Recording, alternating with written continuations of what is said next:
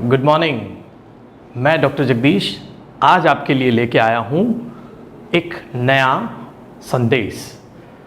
दोस्तों, पिछले ही वीडियो में हमने जाना था कि शिक्षा और अर्थ इस देश को बदल सकती है, और हमने ये भी जाना था कि शिक्षा और अर्थ की हमारे जीवन में अगर वाकई ये पूरे देश को बदल सकते हैं तो इन दोनों चीज़ों की हमारे जीवन में आवश्यकता क्या है और कैसे इस पूरी स्थिति से इन दोनों चीज़ों को समझ के, इनका समाधान समझ के हम खुद भी और हमारे देश को भी आगे ला सकते हैं।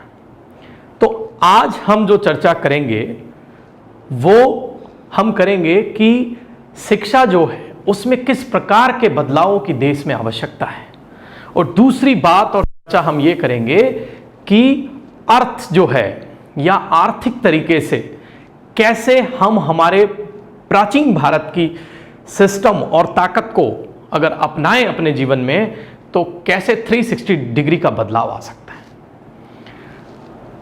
जो पिछला वीडियो हमने बनाया था, मेरे जितने भी साथी अगर उसको देखना चाहते हैं तो डिस्क्रिप्शन में उसका लिंक भी रहेगा, आप उसको भी देख सकते हैं, जिसमें मैंने शिक्षा और अर्थ का समाधान, उचित समाधान आपके जीवन में क्या हो सकता है उसके बारे में बात रखी थी। तो आइए आज हम बात करते हैं कि कैसे शिक्षा जो है उसमें देश में ज़रूरी बदलाव होने चाहिए। दोस्तों, शिक्षा नीति आ गई है, नई शिक्षा नीति, और जो मिनिस्ट्री है उसका MHRD से नाम बदल के शिक्षा विभाग रख दिया गया है। लेकिन क्या नाम बदलने से हमारे देश में जो चीज़ों की ज़रूरत थी वो आएगी, उसमें बदलाव आएगा? इस शिक्षा नीति के नए ड्राफ्ट के 54 पेज को जब मैंने अध्ययन किया तो ये पाया कि इसमें फ्यूचर बेस्ड जो एजुकेशन होनी चाहिए उसकी बात इन्होंने ज़रूर रखी है, लेकिन वहाँ तक पहुँचा कैसे जाएगा? अभी के करंट एजुकेशन सिस्टम जो है उसको ज़्यादा ये छोड़ नहीं पाए, नए इनोवेशन उसमें डाल नहीं पाए, और कैसे होगा उस पर पूरी शिक्षा नीति चुप है।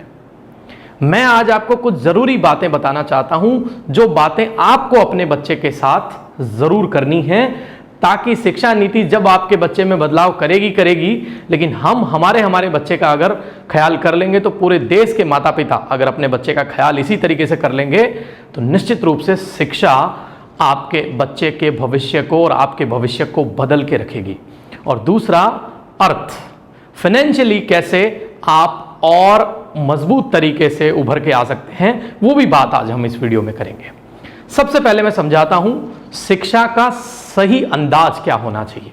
दोस्तों, आपको पता है कि हर बच्चा और उसका दिमाग जो है बच्चे का, वो मल्टीमीडिया से प्यार करता है।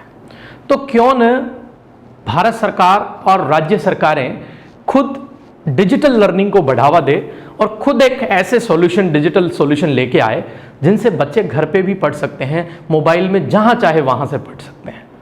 इसके लिए इतने महंगे सब्सक्रिप्शन उनको खरीदने की आवश्यकता ही नहीं होनी चाहिए। पहला जो सबसे बड़ा इन्वेस्टमेंट गवर्नमेंट को करना है इस 21वीं सदी के बच्चों के लिए, वो इसी एरिया में करने की आवश्यकता है।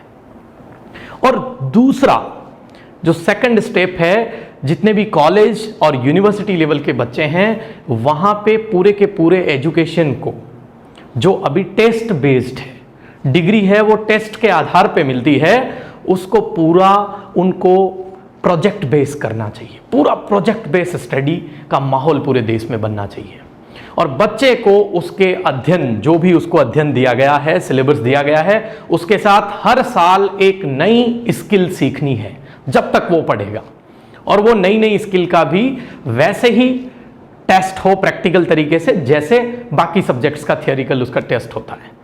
तो अगर ये सारी चीज़ें आ जाए तो क्लासरूम में जो अभी टीचिंग चल रही है वो टीचिंग लर्निंग में कन्वर्ट हो जाएगी, और हमारे देश का हर बच्चा सफल तरीके से अपने जीवन को लीड कर पाएगा, क्योंकि उसके पास हार्ड स्किल और सॉफ्ट स्किल का जैकेट होगा। अगर दोनों जैकेट आप अपने बच्चे को पहना दें, मैं बोलता हूं कि उसकी सही जो शिक्षा आप चाहते हैं वो पूरी हो जाएगी। तो ये चीज़ें तो हमें करनी पड़ेगी, शिक्षा में ज़रूरी बदलाव।